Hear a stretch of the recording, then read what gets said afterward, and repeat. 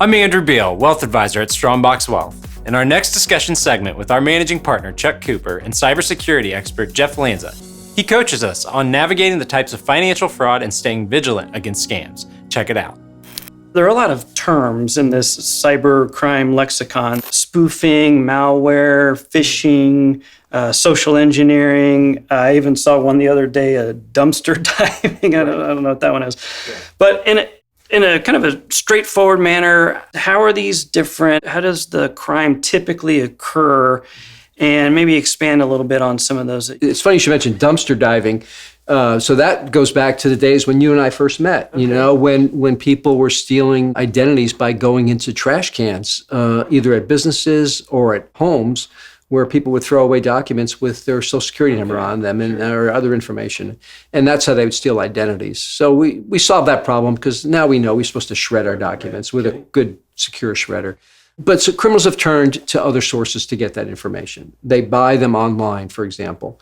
So we have breaches involving social security numbers. We see them announced almost every week.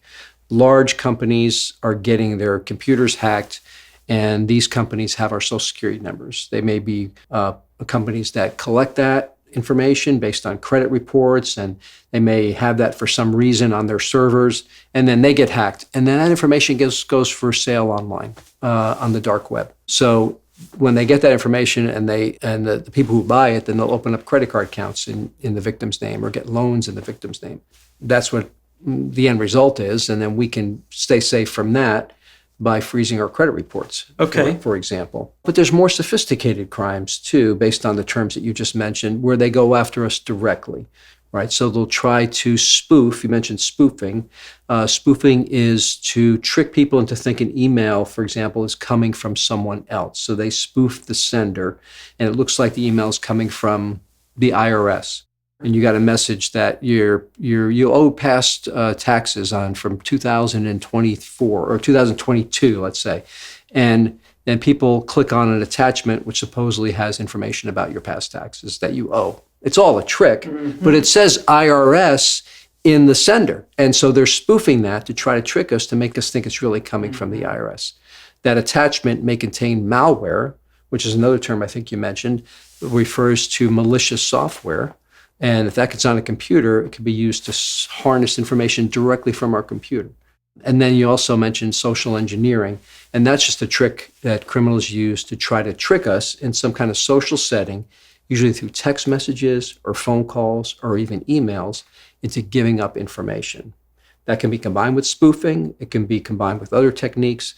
But they engineer people in this social connection, the social way of giving up the information or even giving control of their victim's computer.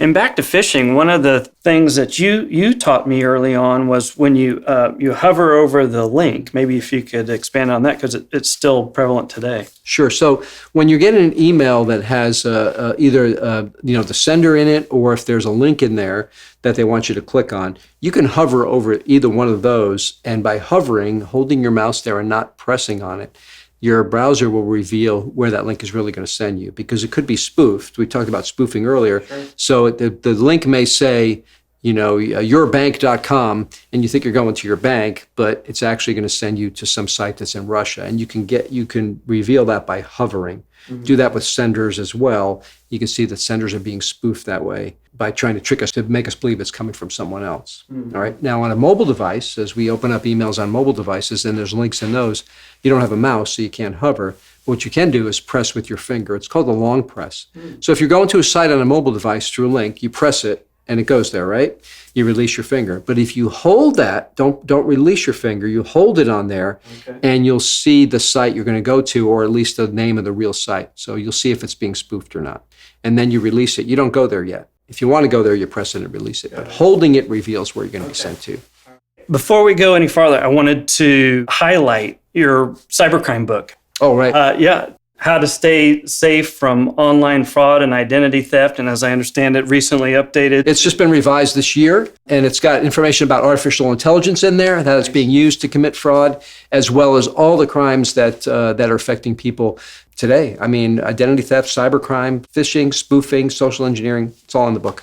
So there's a lot of this cybercrime lexicon, and I'm sure it's all explained in great detail, even beyond what we're going to talk about And today. it's written for the very non-technically oriented Okay. people. Simple terms, simple safeguards, and how to stay safe. It's I like to read it at a level that I even understand what I'm saying. Okay.